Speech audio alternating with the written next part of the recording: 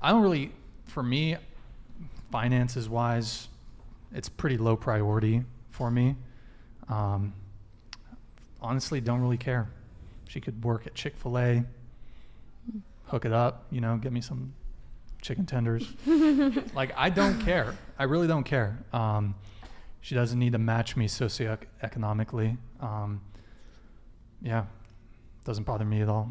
So I think most guys prioritize like beauty, fertility, youth, femininity over success and low ambition. body count.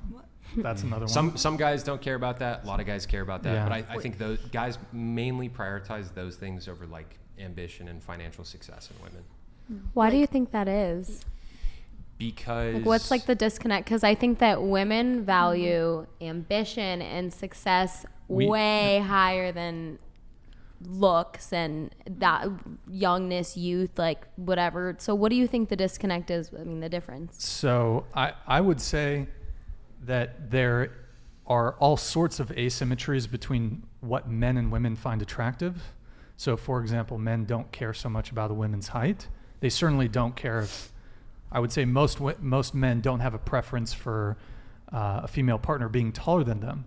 But I would say most women have a preference for their male partner being taller than them. So that's an asymmetry there in terms of what men and women find attractive. Mm-hmm. So let me ask you another one. Wait, can I answer her question? I don't think you answered it directly enough.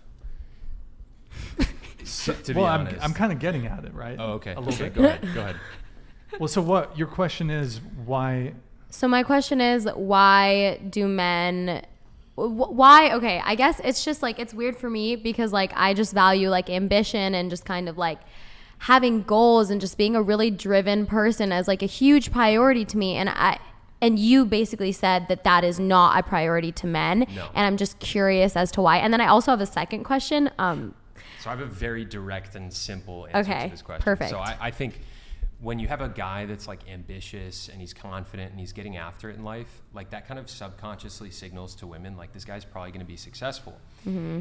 If a guy that you're with is going to be successful, I think there's like deep in your brain a part of you that realizes, okay, if I build a family with this guy, he's going to be able to provide for me and probably going to be able to protect me, right?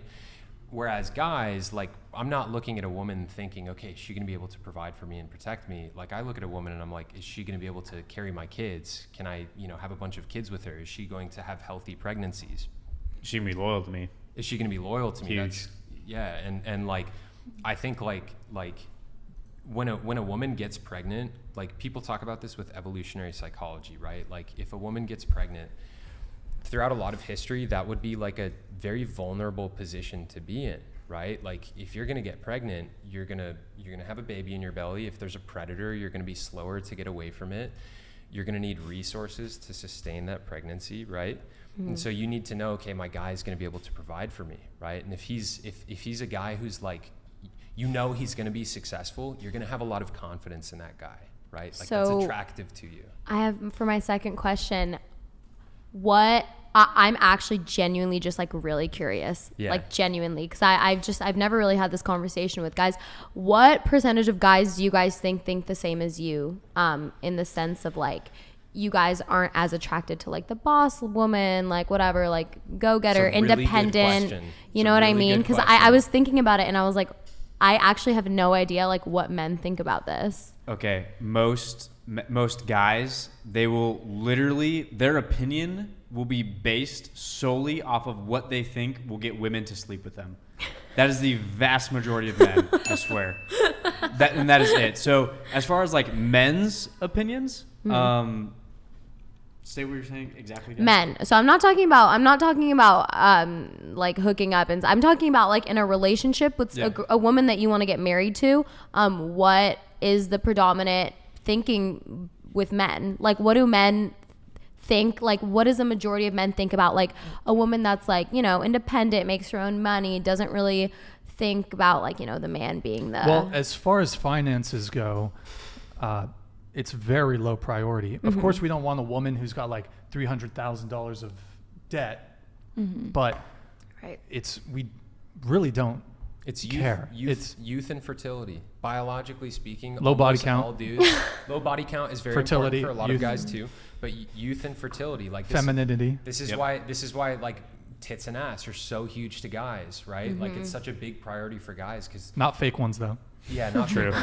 Like so many guys are attracted to a girl with, I think, in my opinion, so many guys are attracted to women with big boobs and big butts because it signals fertility, right? And like I think Small boob solidarity. it's not something we like consciously think about. Like it's just our biology. Like when we see a woman with those things, we just like our body knows, okay, she can make kids for us. And I think we're like hardwired for that, you know? Same thing with women, like in like tall jack dudes. You know what I mean?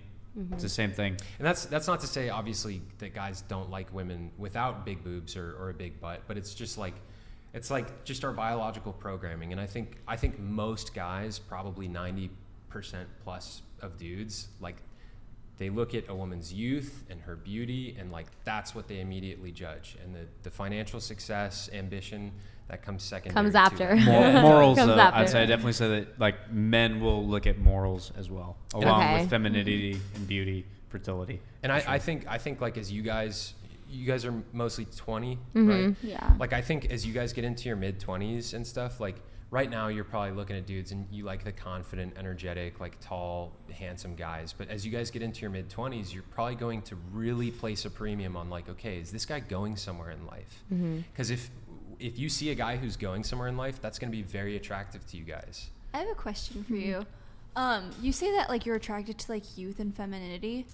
Do you think that means that like after your wife turns like 35, like you're not going to be attracted to her anymore because she's not going to be considered young and feminine? That's a good question. So I think for a lot of guys, that's the case. I was telling them last time, this is a pattern that I've noticed with the older dudes at my gym who are all divorced. Like they a lot of these guys, like they started, you know, they married women that they started having sex with very quickly, and then once they got into their late 30s and into their 40s, they realized there's nothing really there beyond the physical attraction, and a lot of these dudes got divorced.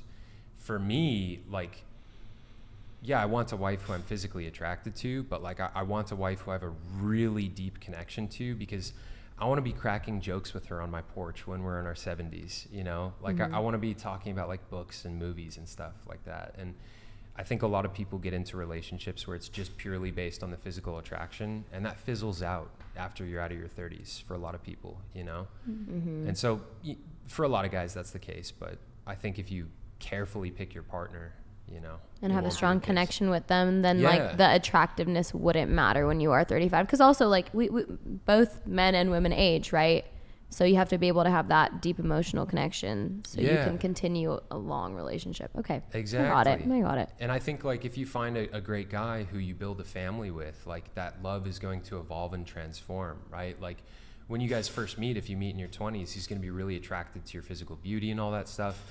But if you guys have kids together and you guys grow with one another, that love is going to transform from just being physical attraction into like, you guys have built a life with one another. You care about each other as individuals, and like you guys have raised kids into human being adults, you know, together. And like that's where you can build a lot more love off of. And I think that's what sustains people over the long run, you know? I think though too that a lot of guys, you know, that would say be in their early like to mid 30s or so, they would, you know, try to look for a woman that's in her, you know, it's like, you know, 23 to like 26 or so, just because they've had more time to build themselves up, like as a man, get more resources, get more income, all that stuff, and then have like some of this, you know, younger and like more beautiful. Because I mean, there's no shortage of women that are like 35-year-old like wine drinking dog moms, you know, that just like hate everybody and say like, you know, absolute all men are just this, that way and the other, just because they've like warded off every single man, and then their beauty's kind of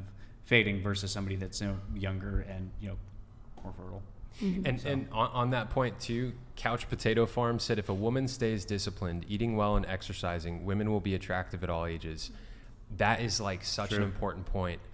There are like so many women out there. There's so many women out there who take like really good care of themselves. They eat the right foods. They stay on top of their exercise, and they are hot into their like 40s and 50s. And there's also You mean a lot a of women. MILF? You could call them. Oh yeah. I grew up in San Diego. There's a ton of those. It just speaks, I mean, for you know, both genders, is like if you treat yourself like shit and you're just out just drinking fucking seltzers and like that's your hobby and just going out partying, all that stuff, you're gonna age way quicker than somebody who actually eats clean, takes care of their health, exercises. Like that goes for both men and women, like no doubt. I have a follow-up question. If fertility is so important, would you not pursue someone who you click with on any other level or on every other level if they're infertile? Not because of their actions or drugs or alcohol, but they were born infertile. Would you not pursue them because of that? It's a good question. Well, Jess. if you, I guess it depends. If you want kids, that's probably a pretty big deal breaker. So it's just a non-starter if you want kids. But if a guy is open to not having kids, then so that's actually probably a good thing. But can't you have kids in other ways? no.